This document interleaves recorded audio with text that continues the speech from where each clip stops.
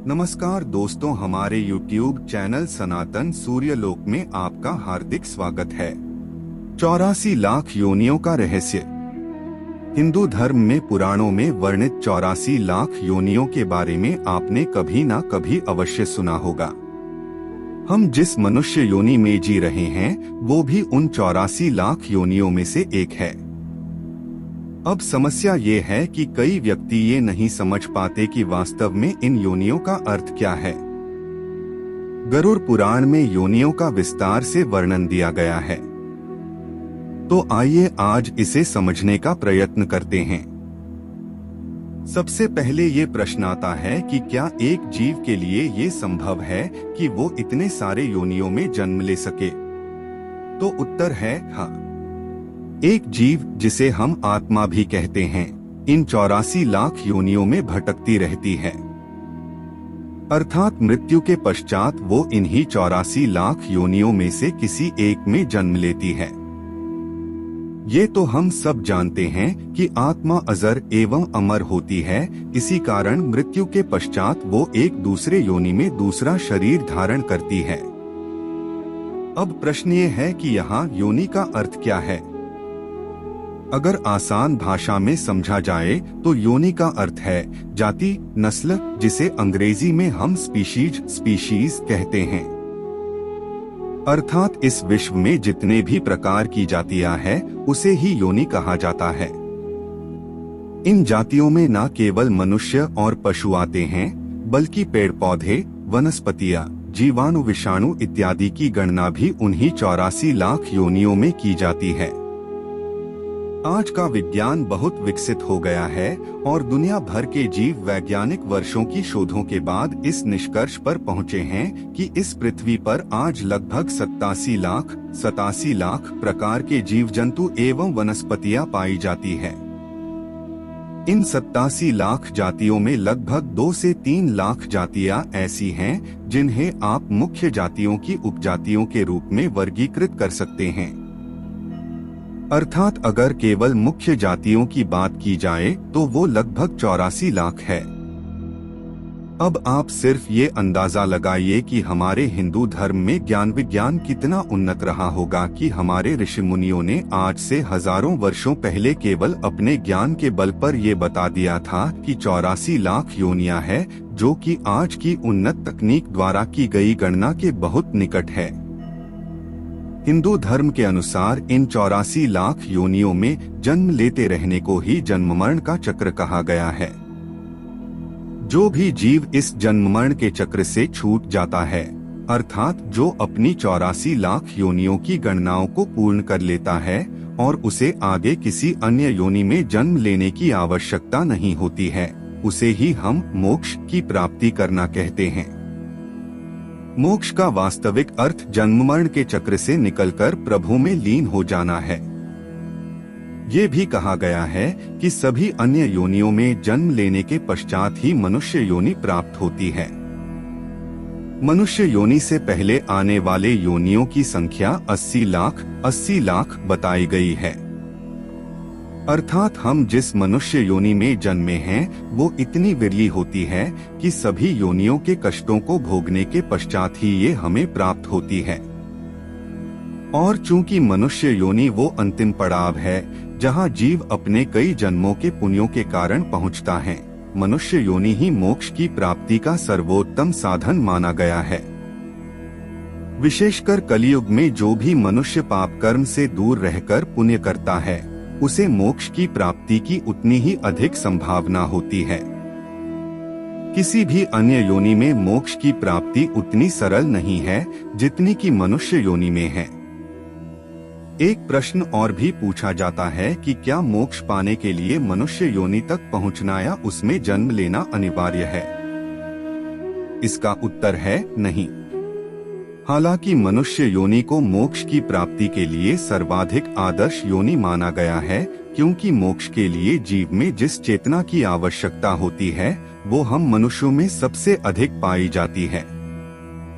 इसके अतिरिक्त कई गुरुजनों ने ये भी कहा है कि मनुष्य योनि मोक्ष का सोपान है और मोक्ष केवल मनुष्य योनि में ही पाया जा सकता है। हालांकि ये अनिवार्य नहीं है कि केवल मनुष्यों को ही मोक्ष की प्राप्ति होगी, अन्य जंतुओं अथवा वनस्पतियों को नहीं। इस बात के कई उदाहरण हमें अपने वेदों और पुराणों में मिलते हैं कि जंतुओं ने भी सीधे अपनी योनि से मोक्ष की प्राप्ति की। महाभारत में पांडवों के महाप्रयाण के समय एक कुत्ते का जिक्र आया है जिसे उनके साथ ही मोक्ष की प्राप्ति हुई थी, जो वास्तव में धर्मराज थे। 84 लाख योनियों का रहस्य 2। महाभारत में ही अश्वमेध यज्ञ के समय एक नेवले का वर्णन है जिसे युधिष्ठिर के अश्वमेध यज्ञ से उतना पुण्य नहीं प्राप्त हुआ जितना एक गरीब के आंटे से, और बाद में वो भी मोक्ष को प्राप्त हुआ।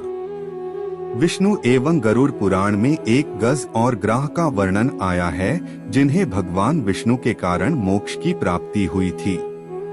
वो ग्राह पूर्व जन्म में गंधर्व और गज भक्त राजा थे, किंतु कर्मफल के कारण अगले जन्म में पशु योनि में जन्मे। ऐसे ही एक गज का वर्णन गजानन की कथा में है, जिसके सर को श्री गणेश के सर के स्थान पर लगाया गया था और भगवान शिव की कृपा से उसे मोक्ष की प्राप्ति हुई। महाभारत की कृष्ण लीला में श्री कृष्ण ने अपनी बाल्यावस्था में खेल खेल में यमल एवं अर्जुन नामक 2 वृक्षों को उखाड़ दिया था। वो यमलार्जुन वास्तव में पिछले जन्म में यक्ष थे जिन्हें वृक्ष योनि में जन्म लेने का श्राप मिला था। अर्थात जीव चाहे किसी भी योनि में हो, अपने पुण्य कर्मों और सच्ची भक्ति से वो मोक्ष को प्राप्त कर सकता है। एक और प्रश्न पूछा जाता है कि क्या मनुष्य योनि सबसे अंत में ही मिलती है?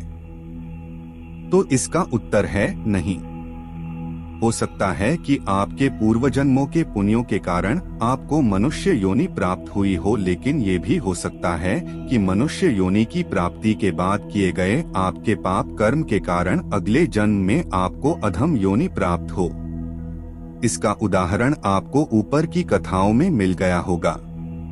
कई व्यक्ति इस बात पर भी प्रश्न उठाते हैं कि हिंदू धर्म ग्रंथों, विशेषकर गरुड़ पुराण में अगले जन्म का भय दिखाकर लोगों को डराया जाता है, जबकि वास्तविकता ये है कि कर्मों के अनुसार अगली योनि का वर्णन इस कारण है ताकि मनुष्य यथासंभव पाप कर्म करने से बच सके। हालांकि एक बात और जानने योग्य है कि मोक्ष की प्राप्ति अत्यंत ही कठिन है। यहाँ तक कि सतयुग में जहाँ पाप शून्य भाग था, मोक्ष की प्राप्ति अत्यंत कठिन थी। कलयुग में जहाँ पाप का भाग 15 है, इसमें मोक्ष की प्राप्ति तो अत्यंत ही कठिन है। हालांकि कहा जाता है कि सतयुग से उलट कलयुग में केवल पाप कर्म को सोचने पर उसका उतना फल नहीं मिलता जितना करने पर मिलता है, और कलयुग में किए गए थोड़े से भी पुण्य का फल बहुत अधिक मिलता है। कई व्यक्ति ये समझते हैं कि अगर किसी मनुष्य को बहुत पुण्य करने के कारण स्वर्ग की प्राप्ति होती है तो इसी का अर्थ मोक्ष है, जबकि ऐसा नहीं है। स्वर्ग की प्राप्ति मोक्ष की प्राप्ति नहीं है। स्वर्ग की प्राप्ति केवल आपके द्वारा किए गए पुण्य कर्मों का परिणाम स्वरूप है।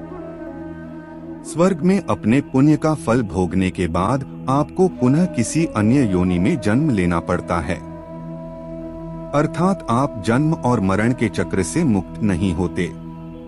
रामायण और हरिवंश पुराण में कहा गया है कि कलयुग में मोक्ष की प्राप्ति का सबसे सरल साधन राम नाम है। पुराणों में 84 लाख योनियों का गणना क्रम दिया गया है कि किस प्रकार के जीवों में कितनी योनियां होती है।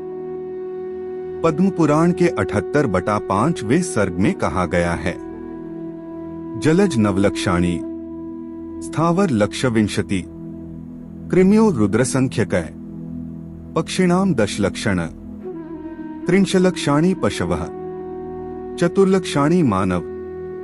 अर्थात जलचर जीव 9,00,00,00,9 लाख, वृक्ष 20 लाख 20 लाख, कीट क्षुद्र जीव 11 लाख 11 लाख, पक्षी 10 लाख 10 लाख, जंगली पशु 30 लाख 30 लाख, मनुष्य 4,00,00,00,4 लाख, इस प्रकार 9,000,000 plus 20 lakh plus 11 lakh plus 10 lakh plus 30 lakh plus 4 lakh कुल 84 लाख योनियां होती है।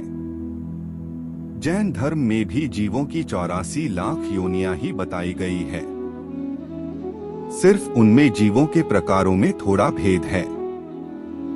जैन धर्म के अनुसार पृथ्वी का 7,000,000 लाख, जल का 7,000,000 लाख, अग्नि का 7,000,000 लाख, वायु का 7,000,000 लाख, वनस्पति का 10 लाख, साधारण देहधारी जीव मनुष्यों को छोड़कर 14 लाख, द्वि इंद्रिया 2,000,000 लाख, त्रि इंद्रिया 2,000,000 लाख, चतुरिंद्रिया 2,000,000 लाख, पंच इंद्रिया त्रियांश 4 लाख, पंच इंद्रिया देव 4 लाख, पंच इंद्रिया नारकीय जीव 4 लाख, पंच इंद्रिया मनुष्य 14